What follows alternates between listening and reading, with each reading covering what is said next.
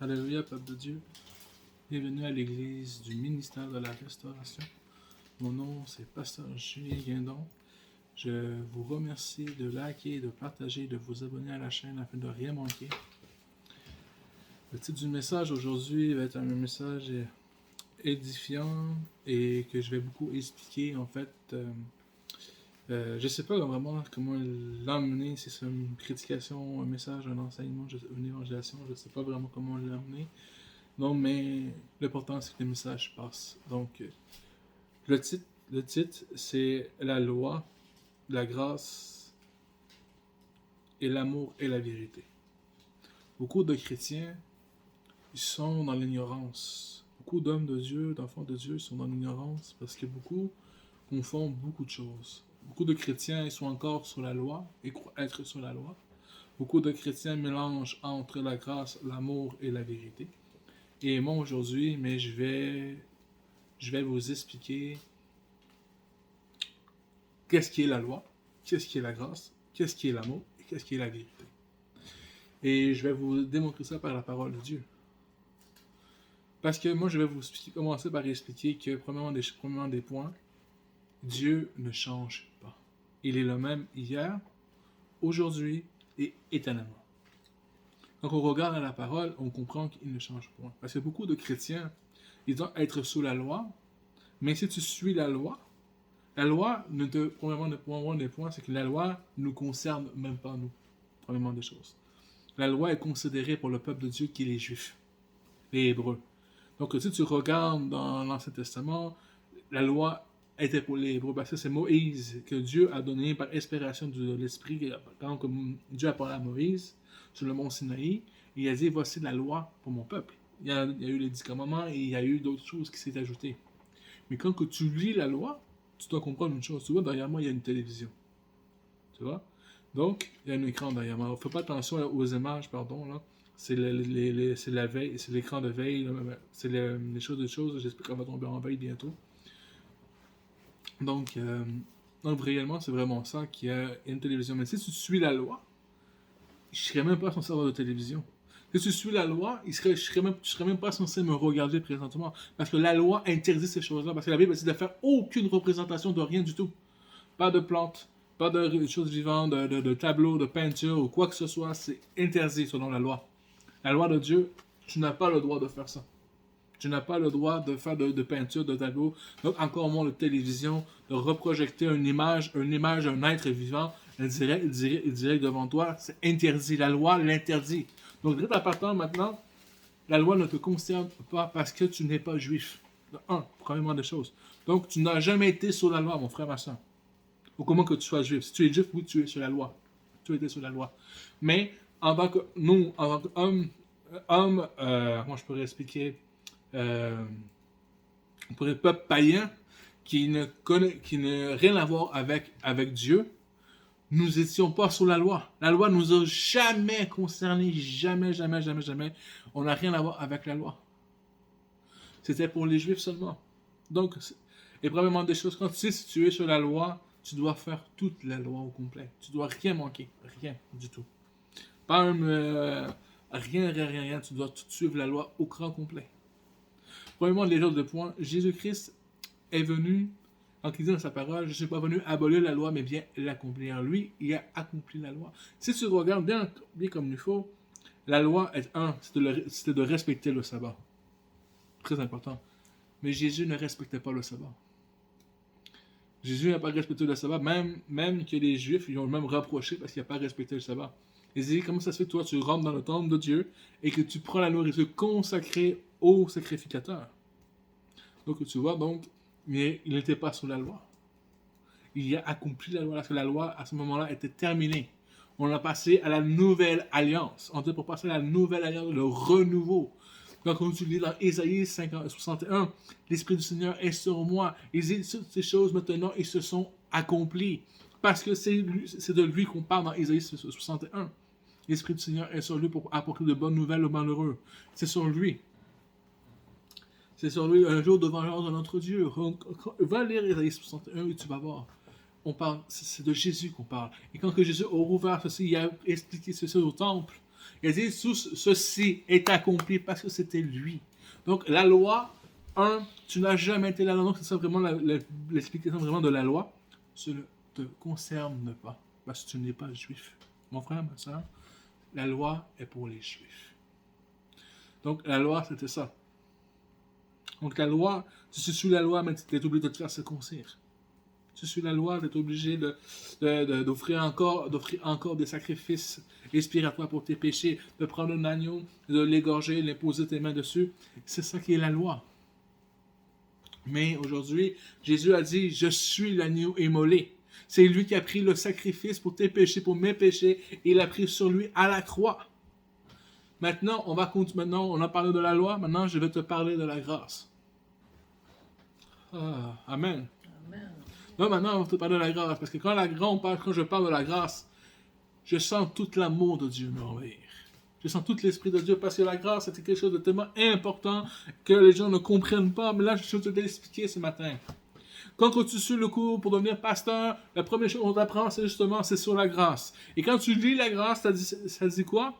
Que ce soit la mariage, parole de vie, la doctrine du salut, peu importe le nom que tu lui donnes. Oui, j'ai suivi différentes écoles bibliques, différentes, mais peu importe le nom que tu lui donnes. Quand on parle de la grâce, on donne la grâce de la même définition, de la même façon. La grâce est un cadeau de Dieu que nous ne méritons pas d'avoir, un cadeau ou un don de Dieu que nous ne méritons pas d'avoir, mais placé avec amour et avec la puissance du Saint-Esprit.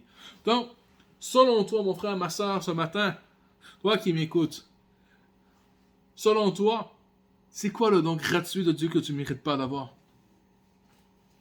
Placé avec amour, selon toi, c'est quoi?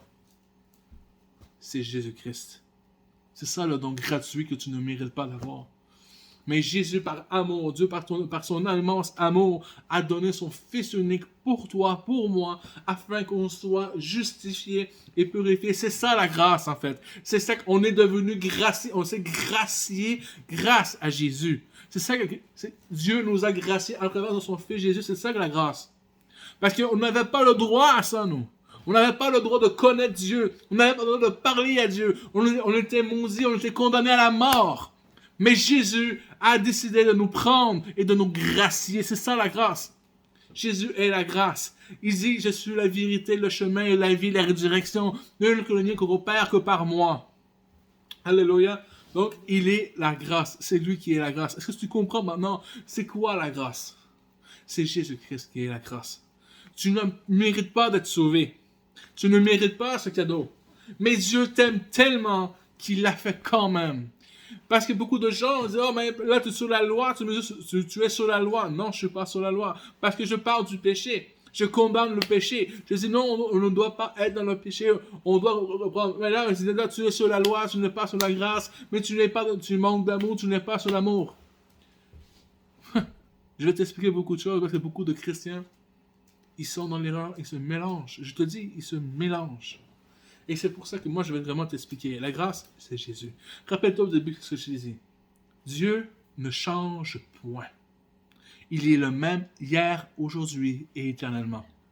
Quand tu lis la parole de Dieu, quand tu vois, dans mon exemple, dans la Genèse 1, quand quand Dieu dit, faisons homme à notre image, selon notre ressemblance.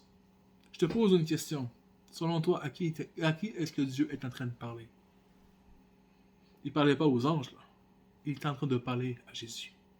Quand tu vas voir la parole de Dieu dans Jean 1, verset 1, il dit, au commencement était la parole, et la parole était avec Dieu, et la parole était Dieu. Verset 2, toutes choses ont été faites par elle, et rien n'a pas été fait sans elle. Alléluia. Donc, la grâce était au commencement. Jésus était au commencement. Il ne change point. Il est toujours le même. Donc, peu importe que tu sois sous la grâce, sous la loi ou sous la grâce, le péché est le péché. Et Dieu n'aime pas le péché. La crainte de Dieu, c'est le péché. J'ai pas besoin de lire sur ces versets. Je crois que tu es assez mûr spirituellement pour comprendre ce que je te dis. C'est la vérité. Maintenant, alléluia. Maintenant, on va passer à un message. On va passer à l'autre étape maintenant. On parle de 4 choses aujourd'hui. On va parler de la grâce, on a parlé de la loi, on a parlé de la grâce, et il manque encore deux choses. Donc, c'est quoi l'autre chose qui manque? Les deux autres choses qui manquent. Oh, l'amour. L'amour. On va parler maintenant de l'amour. Parce que c'est ça le titre du message. La loi, la grâce, l'amour et la vérité. Donc maintenant, on va passer à l'amour. L'amour qu'on parle présentement dans la parole de Dieu, quand on dit, est-ce que tu as... Moi, Dieu m'a fait une révélation il y a quelques années environ, il y a à peu près environ 5 ans. Dieu m'a fait la révélation. Il m'a dit, est-ce que tu as mon amour? Je dis, Seigneur, oui, j'ai ton amour, je t'aime, Seigneur. Je sais que tu m'aimes. Il dit, non, non, non, non, non, non, non, ça n'a rien à voir avec ça. C'est pas ma question. Est-ce que tu as mon amour?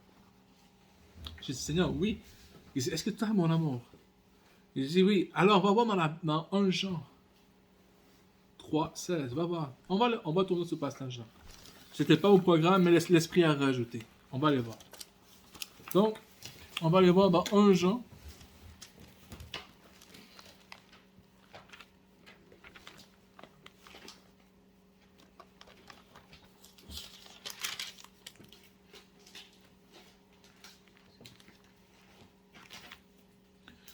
Jean, chapitre 3, verset 16.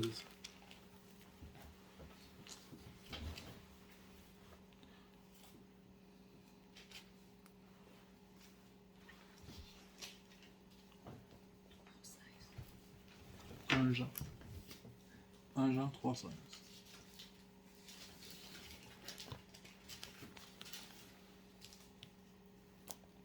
Je vais lire au nom de Jésus.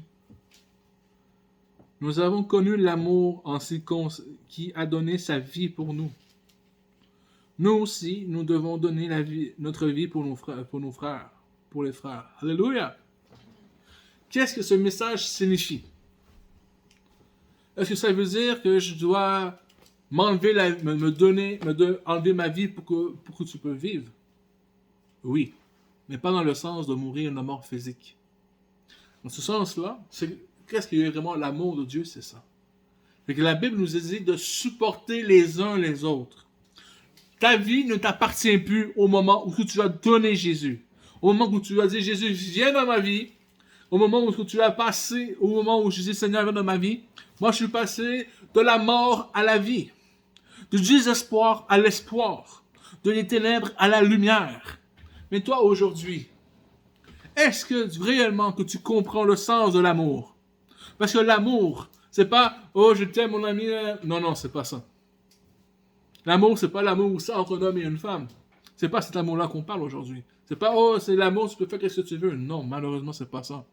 L'amour qu'on parle ici, c'est le sacrifice de toi pour supporter les autres, tes frères et tes sœurs. Même si ton frère ou ta sœur te tombe sur les nerfs, tu la vois en peinture, tu as envie de te pitcher en bas du pont, tellement que tu te tombes sur les nerfs. Mais par amour. Parce que tu as l'amour de Jésus en toi. Tu as reçu l'amour de Christ. Parce que c'est cet amour-là qu'on parle. C'est l'amour du Christ qu'on parle. Donc on parle de l'amour de la parole de Dieu. On parle de l'amour que Dieu a eu pour nous. Et cet amour-là, nous aussi, nous devons l'avoir pour nos frères et nos sœurs. Au point même si selon toutes les choses qu'ils vont faire, c'est inacceptable. C'est une insulte, c'est une injure selon ta croyance, selon ta nationalité. Mais la Bible dit, maintenant, il n'y a plus de différence entre le grec, le juif, le slave, le libre, soit slave, mais en Jésus-Christ. Alléluia! Donc, c'est l'amour de Jésus. L'amour, quand on parle de l'amour, on parle de l'amour que Christ donc si tu as l'amour, même Paul le dit, même si j'aurais toutes les dons spirituels, la foi pour déplacer les montagnes, je parlerai les langes des anges. Si je n'ai pas l'amour, je ne suis rien. Parce que cet amour-là, c'est l'amour que Jésus a pour toi. Est-ce que toi, tu as cet amour-là pour ton prochain? Est-ce que toi, tu as cet amour-là? C'est ça qui est l'amour. Donc, oui, l'amour va supporter. Oui, tu dois supporter les autres. Oui, tu dois donner ta vie, même si c'est ça la différence entre un homme de Dieu. Un pasteur, un homme de Dieu, là. Moi, je vais t'expliquer comment un point que c'est compliqué. Tu vois? On me parle tout le temps. Que ça soit que j'arrive, exemple, pour faire le ménage. Téléphone sonne. Que j'arrive, comme cette semaine, j'étais tellement occupé à faire l'aménagement de ma chambre, le show de bureau, le salon, tout ça, tout essayer de réaménager, que le téléphone sonne. Je dois arrêter, je dois répondre. Que je dois répondre aux questions de mes frères et sœurs qui en ont besoin. Ils me posent des pasteur, telle chose, est-ce que tu peux m'expliquer, tu peux m'éclairer? Oui, je prends le temps d'expliquer. Même si tu n'as pas le temps, tu dois prendre le temps pour ton frère et ta sœur. Parce que Jésus est mort pour toi à la croix. Et toi, maintenant, tu dois donner ta vie aussi pour eux. C'est ça qui est l'amour. Je ne sais pas si je l'explique vraiment bien. Je ne sais pas si tu comprends bien le message. Mais c'est ça qui est vraiment l'importance du message de l'amour. C'est que tu dois avoir l'amour pour ton frère et ta soeur. À un tel point que ta vie ne t'appartient plus. Mais c'est la vie que tu vis maintenant pour Christ. Et que tu embrasses les autres. Même si selon toi, ils sont injures. Tu n'es pas capable de les endurer. Nous, quand on dit endurer, tes nerfs, tu tombes sur les nerfs. Mais l'amour de Dieu est patient. Accepte tout. Est-ce que tu comprends? C'est ça l'Esprit de Dieu. Alléluia. Donc, c'est ça qui est vraiment l'amour de Dieu. L'amour de Jésus. Quand je dis, est-ce que tu as l'amour de Dieu? Quand on parle de l'amour, on parle de cet amour-là. L'amour que tu dois avoir envers tes frères et tes sœurs. Ta vie ne t'appartient plus maintenant, appartient à Jésus. Et ta vie est pour les frères et sœurs. Est-ce que tu comprends le message concernant l'amour de Dieu? C'est ça qui est vraiment l'amour. Et on va continuer encore plus fort. Tu sais, encore plus dur encore. Oh, pasteur, tu me dis que je suis un péché, que je vis dans le péché. Si tu vis dans le péché, mon frère, ma soeur, je vais te le dire. Je ne vais pas me gêner. Mais, une chose. Tu dis, ah, c'est pas de l'amour, c'est sur la loi. Non, je t'ai démontré que sur la loi nous condamne, la loi nous tue. Si on est sur la loi nous tue. Ah, mais nous, on est sur la grâce. La grâce, c'est Jésus-Christ. La Bible dit que si tu pêches, tu commets encore ton péché, tu remets Jésus à la croix. Jésus ne change pas. Il est toujours le même hier, aujourd'hui, pour l'éternité. Il ne change pas. Donc, si tu pêches, tu remets encore Jésus-Christ sur la croix. La parole de Dieu nous dit... Donc, mais tu n'as pas l'amour. C'est le contraire.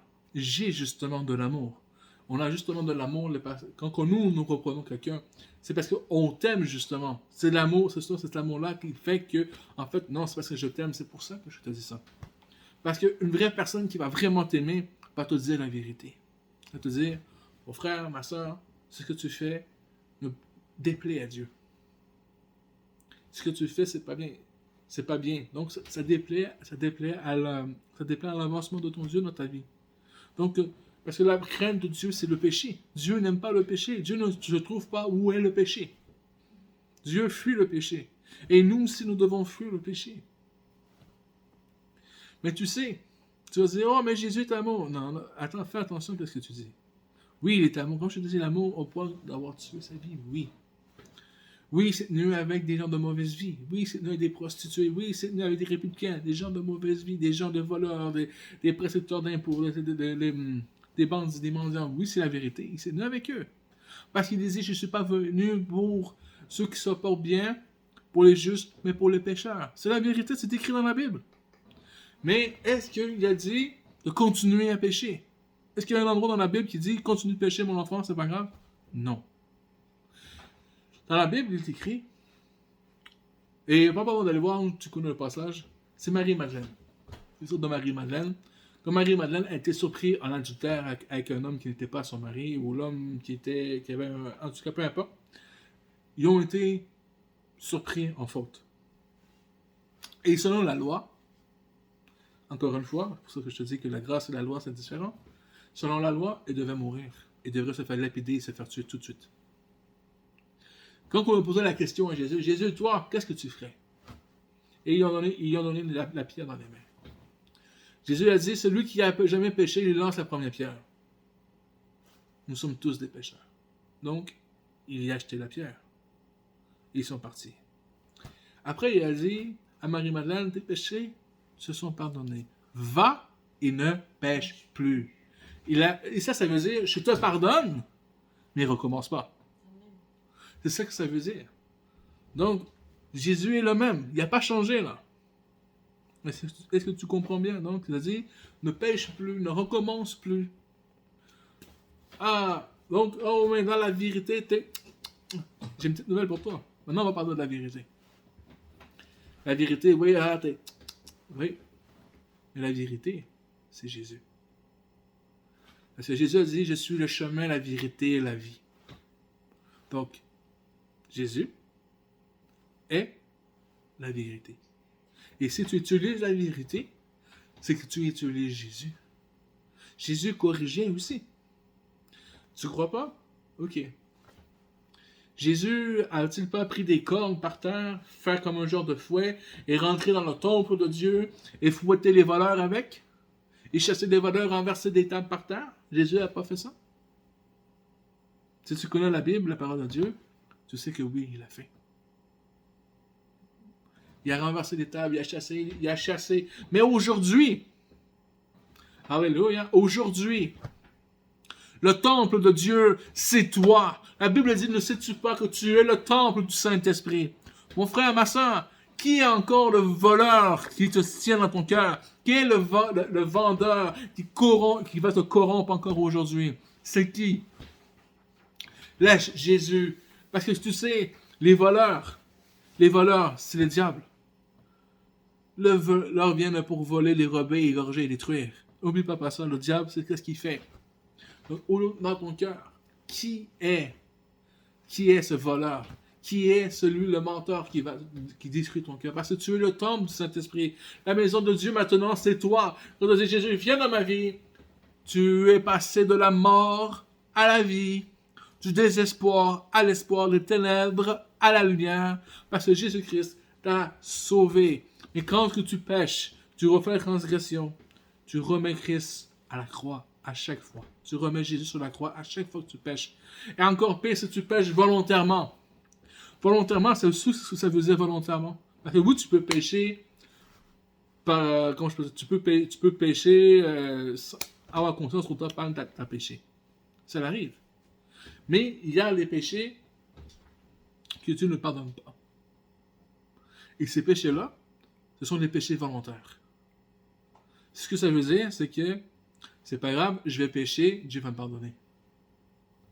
Là, tu fais exprès de pécher. Tu t'enfarges pas les pieds. Tu comprends? C'est pas comme si tu marcherais et pouf, tu t'enfarges dans tes pieds, tu tombes par terre. Là, c'est tu vois la pierre, je vais tomber dedans, c'est pas grave, je vais tomber, je vais me relever. Fais attention. Parce que la parole de Dieu là-dessus dit que Dieu ne pardonne pas. On va aller voir ce passage-là. Après, on va voir d'autres passages aussi qui expliquent l'amour et la vérité encore une fois. Alléluia. Donc, on va aller voir dans Hébreux 10, 26.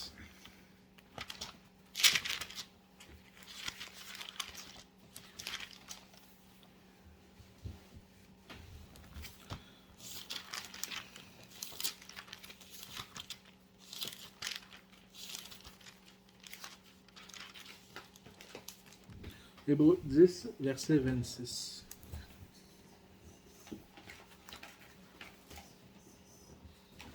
J'attends avant de lire, j'attends mes sœurs qui cherchent le passage.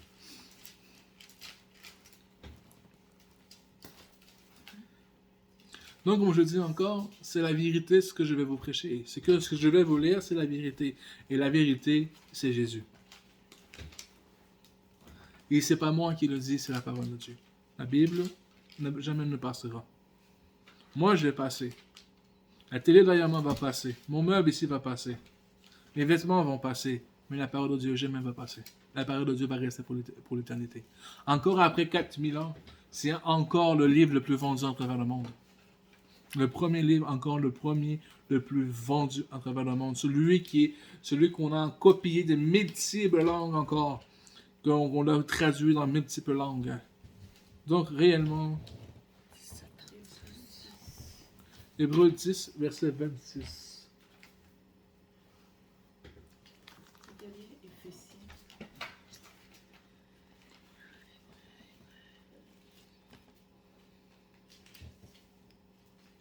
Okay. Je vais lire, puis prenez-les en note. Car si nous péchons volontairement après avoir reçu la connaissance de la vérité. Oh! Écoutez. Après avoir reçu la connaissance de la vérité. Après avoir reçu la connaissance de la vérité, il ne reste plus de sacrifice pour les péchés. Oh! Mais là, est-ce que c'est moi qui a dit ou c'est la parole de Dieu qui l'a dit? Il faut beaucoup, comme je disais, il faut beaucoup d'amour pour amener la vérité. Il faut beaucoup d'amour. Moi, si je vois quelqu'un traverser la route et traverser une rue, traverser le chemin et une voiture qui s'en vient, je ne vais pas laisser la personne se faire faucher. Je vais intervenir. Et même à la loi, si tu n'interviens pas, tu deviens coupable si tu n'interviens pas. La loi humaine, pas la loi de Dieu, bien sûr. Donc, amen. On va continuer un petit peu plus loin. Verset 27. Mais une attente terrible du jugement et l'ardeur d'un feu qui dévorera les rebelles. Donc, ce n'est pas moi qui dis ces choses-là. Mes frères, ma soeur, Dieu, Jésus, a jamais changé. Il n'aime pas le péché, il va toujours relier le péché. Même à la croix, quand que Jésus a dit « Père, pourquoi m'as-tu abandonné ?» Parce qu'il avait pris tous les péchés du monde sur lui. Et Dieu ne se tient pas haut ce qui a le péché. Donc, Jésus-Christ a été corrompu. Il a été sali. Il a absorbé tous nos péchés. Et donc, Dieu ne pouvait pas aller auprès de lui. Parce que, où est-ce qu'il a péché, Dieu le fuit. Alléluia. On va aller voir maintenant les passages, parce que j'ai beau prêcher de s'expliquer, mais il faut des versets, il faut des explications, il faut des choses. Donc maintenant, on va aller voir vite. On est déjà dans l'hébreu, on va aller en hébreu et maintenant, parce que d'aller, comme je te dis, tout a changé. Dieu a rajouté ce passage-là. Donc c'était pas censé, mais l'Esprit m'a dit, va dans ce passage. Donc on est déjà dans Hébreu. On va aller dans Hébreu 13 maintenant.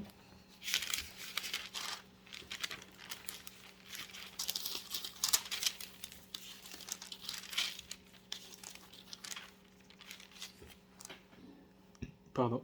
Verset 8.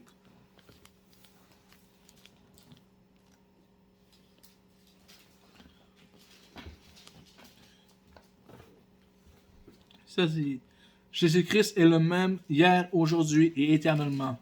Amen. Donc c'est la Bible qui le dit, c'est pas moi.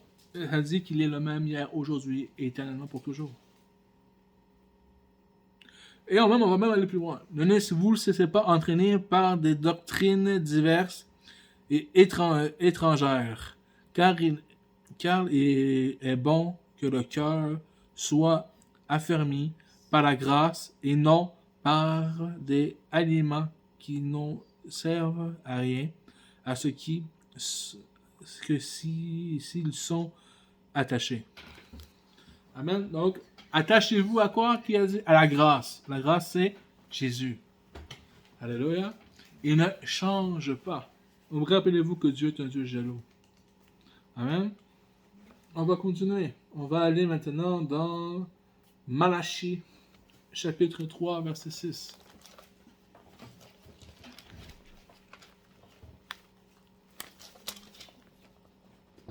Malachie, c'est le dernier livre du Nouveau Testament. Du dernier Testament, pardon. C'est le livre qui est avant Matthieu.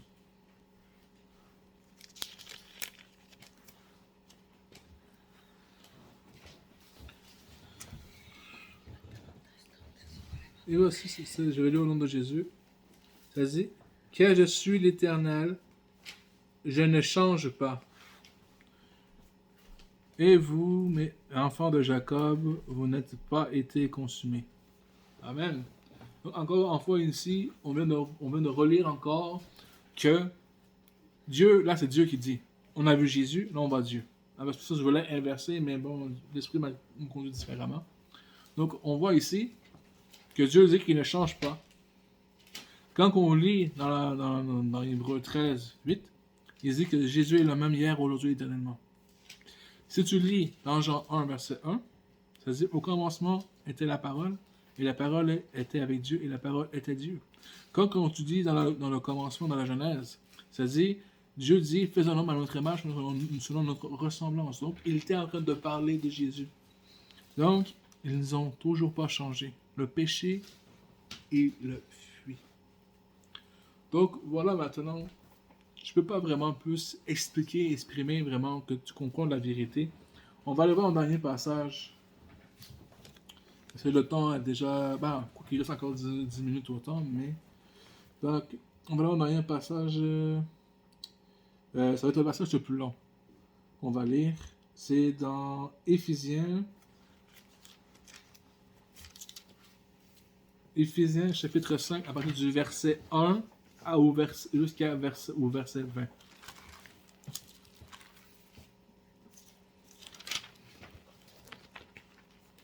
Il y a d'autres versets, mais je peux donner les versets si vous voulez prendre note après.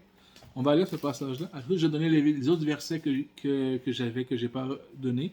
Donc, je vais les donner. Donc, tu vas juste aller prendre note, aller les voir. Il n'y a pas de problème.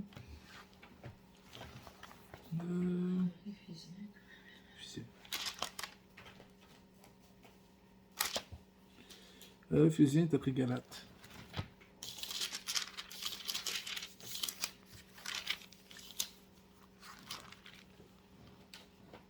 Donc, Éphésiens 5, premier verset jusqu'au verset 20. Je vais lire au nom de Jésus. Devenez donc des imitateurs de Dieu, comme des enfants bien-aimés. Marchez dans la charité. Dans la version sommaire, c'est marcher dans l'amour. Marchez dans l'amour. Examinez à l'exemple de Christ, comme qui nous a aimés et qui s'est livré lui-même à Dieu pour nous, comme une offrande et un sacrifice d'une bonne odeur. Verset 3. Que l'impudicité, qu'aucune espèce d'impureté et de cupidité ne soit pas, même pas nommée parmi vous, ainsi qu'il convient à des saints. Qu'on n'entende ni paroles déshonnêtes, ni propos insensés, ni plaisanteries, chose qui est contraire à la bienfiance. Qu'on entende plutôt des actions de grâce. Car sachez-le bien, qu'aucun impudique, impur ou cupide, c'est-à-dire idolâtre, n'hérite à d'héritage dans le royaume de Dieu et de Christ. De Christ et de Dieu. Verset 6. Que personne ne vous séduise par des vains discours, car c'est à cause de ces choses que la colère de Dieu vient sur les fils de la rébellion. N'ayant donc aucune part avec eux, autrefois vous étiez ténèbres, et maintenant vous êtes de la lumière dans le Seigneur. Marchez comme des enfants de lumière. Car le fruit de la lumière consiste en toutes sortes de bonté, de justice et de vérité. Examinez ce qui est agréable au Seigneur, et ne prenez point part aux œuvres infructueuses des ténèbres, mais plutôt condamnez-les. Car il est honteux de dire ce qu'ils font en secret. Mais tout ce qui est condamné est manifesté par la lumière. Tout ce qui est condamné est manifesté par la lumière. Donc moi, si je te confesse que tu es, je te dis, mon frère, ma soeur, ce que tu fais déplaît à Dieu, c'est la lumière qui te parle. C'est la lumière qui est en train de condamner le péché. C'est pas toi qu'on condamne, c'est ce que tu fais qui est pas bien. Amen. La lumière. C'est pour cela qu'il est dit, réveille-toi, toi qui dors, réveille-toi d'entre les morts, et Christ t'éclairera. Amen. On va continuer. Alors Jésus jusqu'au verset 20, mais bon, on va continuer. Verset 20. Et donc on est rendu à verset 15. Prenons garde de vous conduire avec circonsistance, non comme des insensés, mais comme des sages. Rachetez le temps, car les jours sont mauvais. C'est pourquoi ne soyez pas inconsidérés, mais comprenez quelle est la volonté du Seigneur. Ne vous enivrez pas de vin, c'est de la débauche, mais soyez au contraire remplis du Saint-Esprit. Entretenez-vous par des psaumes, par des hymnes et des cantiques spirituels, des chants et des célébrations, célébrant en tout votre cœur les louanges du Seigneur. Rendez continuellement grâce pour toutes choses à Dieu le Père, au nom de notre Seigneur Jésus-Christ, vous soumettant les uns aux autres dans la crainte du Christ. Amen.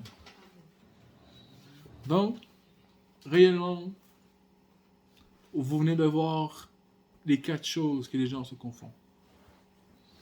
Ils disent que nous suivons la loi parce qu'il y a des chrétiens, encore aujourd'hui, sont mélangés, ils suivent la loi. Donc, ils font le sabbat. La Bible dit que ces choses-là, c'est pour les Juifs, c'est pas pour nous, ça ne nous concerne pas. Donc, le sabbat, premièrement des choses, si on suit le sabbat, on devrait le faire le samedi. Mais, la Bible dit le 7e jour, Dieu se reposa. Donc, aujourd'hui, on suit la chose, mais quand Christ a ressuscité des morts, on était le premier jour de la semaine. Et c'est pour ça qu'aujourd'hui, qu'on le fait le dimanche. Parce que la nouvelle alliance ne nous concerne pas de l'ancien. Quand tu as un testament, si la personne a résidé un nouveau testament, le premier testament s'annule. Et le nouveau est là. Donc, c'est vraiment ça. Donc, le nouveau annule l'ancien testament. Donc, on ne signe plus sur la loi, mais nous sommes sur la grâce. Donc, la grâce, comme je vous ai expliqué, c'est la grâce, c'est Jésus-Christ qui nous a graciés par son sacrifice à la croix. Parce que nous, étant des païens, nous ne méritons pas l'amour de Dieu, nous ne méritons pas ce salut-là, mais nous avons été graciés. Aujourd'hui, nous avons la grâce de pouvoir connaître Dieu, de devenir des héritiers de Dieu grâce à Jésus-Christ, qui est la grâce. L'amour, comme je vous l'ai expliqué tout à l'heure, l'amour, c'est vraiment l'amour de Jésus-Christ qui s'est donné lui-même pour nous en sacrifice. Et nous aussi, nous devons faire la même chose pour nos frères et nos sœurs, même si c'est pas facile. Même si des fois on est impatient, on manque de patience, même si la personne nous tombe sur les nerfs, nous énerve, mais c'est l'amour de Jésus-Christ. Parce que dis-toi que Jésus t'aime et toi aussi, probablement des fois, peut-être que tu énerves le Seigneur. Donc, mais Dieu nous aime. Et c'est cet amour-là que nous devons manifester. Amen. Donc, maintenant, la vérité, c'est Jésus-Christ. Et la vérité, et comme je vous explique, pour amener la vérité n'est pas la loi, mais c'est Jésus-Christ qui est la vérité. Et quand je disais que Dieu ne change point, c'est pas parce que c'était dans l'Ancien Testament que ça veut dire qu'aujourd'hui dans le Nouveau Testament, que ça veut dire que Dieu est toujours à accepter le péché. C'est un mensonge du diable. C'est un mensonge, c'est un mauvais enseignement. Donc, si tu pêches volontairement, comme tu viens de voir aujourd'hui, Dieu ne va pas te pardonner. Si tu dis, oh, moi je pêche volontairement, c'est pas grave, Dieu va me pardonner. Un coup que tu as reçu la connaissance de la vérité, maintenant, si tu m'as écouté, t'es foutu. Parce que là, tu as la connaissance de la vérité. Donc, tu ne peux plus dire, ah, je vais pécher, Dieu va me pardonner. Non, parce que maintenant, tu es au courant que si tu pêches volontairement, après avoir reçu la connaissance de la vérité, il ne reste plus de sacrifice pour le péché. Donc, je vais vous donner les versets qu'on n'a pas pu lire aujourd'hui par le manque de temps, parce qu'une prédication dure environ en moyenne entre 30 et 45 minutes. Donc, on est déjà rendu presque à 40 minutes déjà. Donc, dans le fond, c'est un verset, en fait. Je crois que c'était plus que ça, mais c'est un verset qu'on n'a pas eu le temps de voir. Donc, on va aller le voir. On a le temps. Donc, c'est Jacques 1, 17.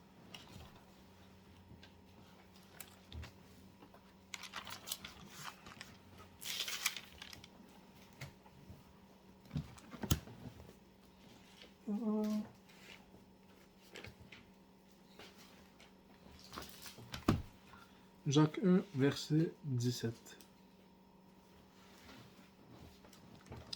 Je lis au nom de Jésus. Ça dit, toute grâce excellente et tout don parfait descendant d'en haut, du Père des Lumières, chez lequel il n'y a ni changement, ni ombre de variation. Amen. Donc, c'est ça le verset qu'on avait lu, mais finalement, on a pris le temps de le lire. Donc, c'est la même chose. Donc, on voit que toute grâce examinée, tout don vient du ciel. Donc, c'est vraiment des choses qui sont de Dieu. Donc, Dieu n'approuve pas le péché. D'aucune façon. On vient de voir dans la parole de Dieu que Dieu n'approuve pas qu'il approuve pas le péché. D'aucune façon, d'aucune manière. Donc, soyez bénis. Merci de, encore une fois, de partager, de liker et de vous abonner à la chaîne afin que vous ne manquiez rien. Donc, c'est vraiment bien important. Et je vais faire aussi, encore une fois, vous avez des salutations du prophète Jérémie, encore une fois, qui vous salue ce matin. Il m'a écrit en disant de vous saluer. Donc, il vous donne ses salutations. Donc, voilà, le prophète Jérémie est une personne que je ne connais pas vraiment, mais par ses prophéties qui m'a amené, je vois qu'il est vraiment inspiré du Saint-Esprit, c'est un homme de Dieu. Parce que il m'a dit des choses que seulement Dieu m'a dit, et que personne ne disait à personne. Donc, c'est ce qui se passe dans ma tête. Comment est-ce qu'il peut savoir ce qui se passe dans ma tête? Donc, vraiment, pasteur Jérémie, prophète Jérémie, soyez bénis. Donc, merci beaucoup pour vos salutations, vos soutiens, vos encouragements.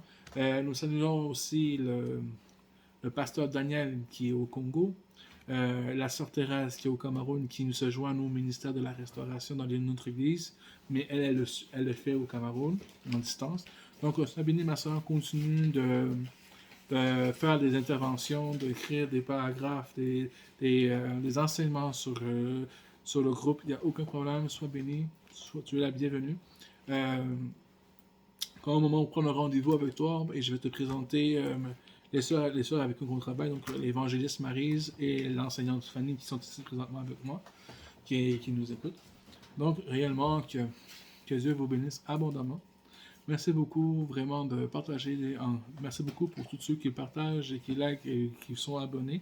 Sachez que, tu sais, moi, je ne coupe pas après les abonnements, je ne coupe pas après les likes, je ne coupe pas après les partages.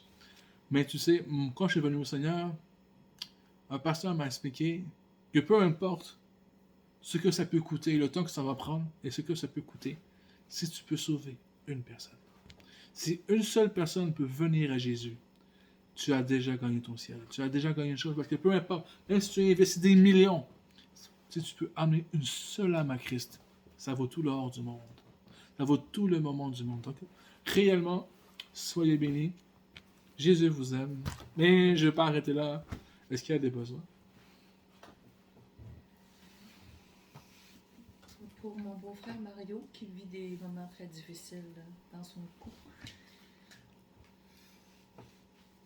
Ok. De la grâce éternelle, mon Dieu, nous auprès de toi, Seigneur, pour le frère. C'est ton beau-frère, ton frère? Mon beau-frère. Le beau-frère de Maryse. Seigneur, que je te demande, Seigneur, de toucher là où est-ce qu'il y a le problème, Seigneur. Que tu débloques tout ce qui doit être débloqué, Seigneur. Que tu donnes une révélation maintenant dans le nom de Jésus-Christ. Merci, Seigneur, pour tout ce que tu vas faire maintenant. Seigneur éternel, mon Dieu, je te recommande, Seigneur, Lucas entre tes mains. Seigneur, je te demande, Seigneur, de remettre sa jambe en place, Seigneur éternel, mon Dieu. Que tout, Seigneur, que tout, Seigneur, Père éternel, qui s'est cassé une jambe depuis qu'il y a eu des problèmes, toute autre maladie, quelle qu'elle soit, je commande que ça part dans le nom de Jésus-Christ de Nazareth maintenant. Seigneur, merci pour tout ce que tu vas faire pour cet enfant, Seigneur. Dans le nom de Jésus-Christ. Amen. Donc, soyez... Tu as dit quelque chose? Pour une autre sœur, Ok. Lynn, pour son pied et genou. Ok.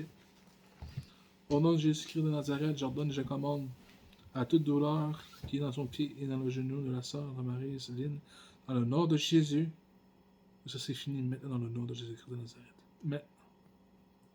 Amen. Que Dieu délie la langue de Junior, amen, afin qu'il puisse parler. Je donne et je commande au nom de Jésus-Christ de Nazareth maintenant.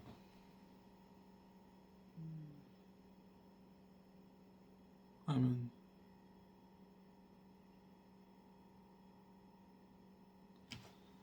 Je vois la main de Dieu. Je ne sais pas si c'est la main de Dieu ou la main d'un ange.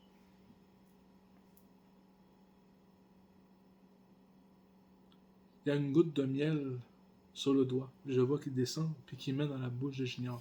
Alléluia. Merci Seigneur. J'ordonne, je commande au nom de Jésus-Christ de Nazareth maintenant